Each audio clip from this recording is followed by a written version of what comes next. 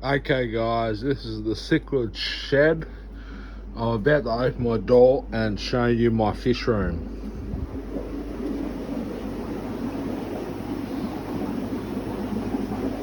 I know it's pretty late guys, but I stay up a bit late and I keep my fish up a bit and I sleep in a bit, so that's why we're up late. But as you can see, as we first walk in, we've got a sink. Why would you have a sink in a fish room? Because you need it.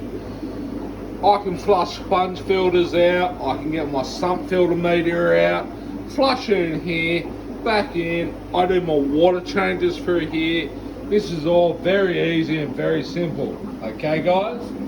But as we turn around, you can see I use an air conditioner for this room to heat my fish.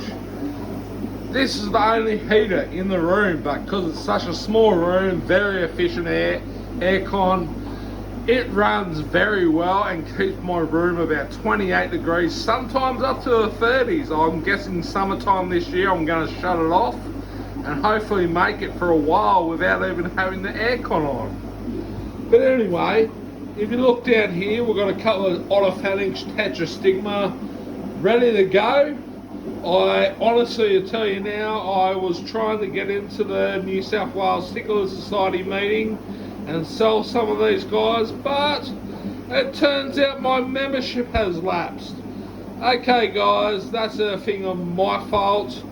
We're talking about it and getting it re-membershiped and all that, but some of these cichlids will be available for you guys if you go to Canberra. Hopefully I've lined up with a pet shop in Canberra where I can move some of these fish onto. As you can see, we've got a couple of tanks here. We're going to divide it up into twos, just to help them colour up a little bit. If you go down a lower tank, we've got Protomulus Spinonortus tanzania. Sorry if I butchered that a bit. These are very young guys. I've only just got them in for a guy from Melbourne called Jeb. And thank you very much, Jeb. Your fish are very good. Anyway, we'll keep moving on. We've got a tank over here. It's a 4 foot by 18 by something. Sorry, I'm butchering that again. But we've got quite a few fish in here. There's some electric blues. Nice male right there. One subdominant and a few females. If I can find one that's holding, there she is. Oh, she scoots off, but there's one there holding. There's some Juliachromis malaria Burundi, sorry. I bred them, I've got too many of them in there. I need to get rid of them. But if anyone's looking for some Juliachromis, I've got some. But from another order from Jeb, there is some Lithranop Gold Harbour Monkey Bays. Very cool fish, very young. I don't know if you can pick the difference, but they're sort of in the middle of the camera now. They're a very roundish sort of head, fattish body, but go blue in the face, gold colour sort of head, and a lot of egg spots and stuff like that. Down here we have some L397s. They're hiding. There's not much point trying to show them. Anyway, we've got some Tropheus Carissa from a guy, Ned, in Sydney. Very pleased with the quality of his Tropheus. As you can see him buzzing around. And a few electric yellows from Jeb. Yeah, we'll show them, but anyway. Down here, we have a big electric blue, some Juliachromis malariae gombi, and an Otophalanx tetrastigma. That's just a bit of an oddball, but it's what happens when you have a cichlid room. Now, we're looking at some Otophalanx tetrastigma, young colony, very coloured up males, one female holding, and we also have some Lunacara Stuart Granny Flametails. Very young, but from Jeb, and looking very good. Very pleased to get them from him, and we'll see how they go. Down here's another oddball tank. Bit of breeding that I've done. There's some electric blues, Onophanics tetrastigmas, and Juliachromis malaria burundi. If we pan across, we're looking at a few fry tanks. This is some of the Dominochromis compressiceps I've been breeding. You'll see them in a sec, but we've got a few fry tanks here. About, well, 80 plus fry. We'll go down here to my Furcifer rosacea. Sorry, I can't say their scientific first name, but you'll get the gist.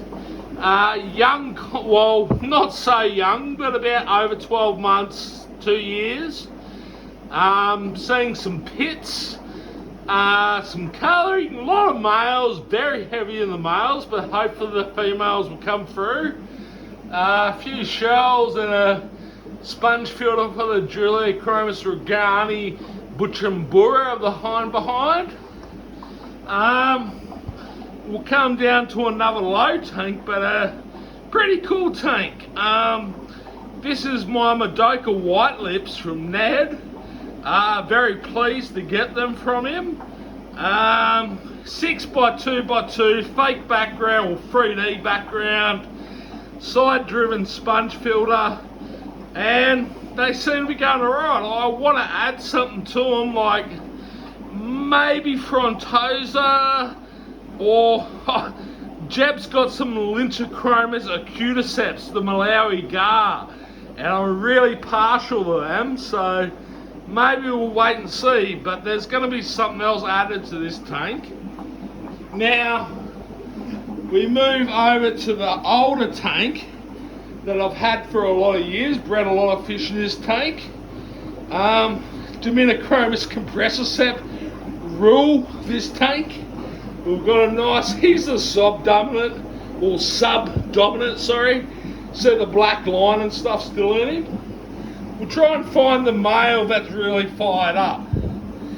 And we'll get him the turn. He's not so fired up tonight, but you can see less black, more blue. And we got a few cuckoo cats. You gotta love cuckoo cats. There's a few of them swimming around, cleaning up my bottom.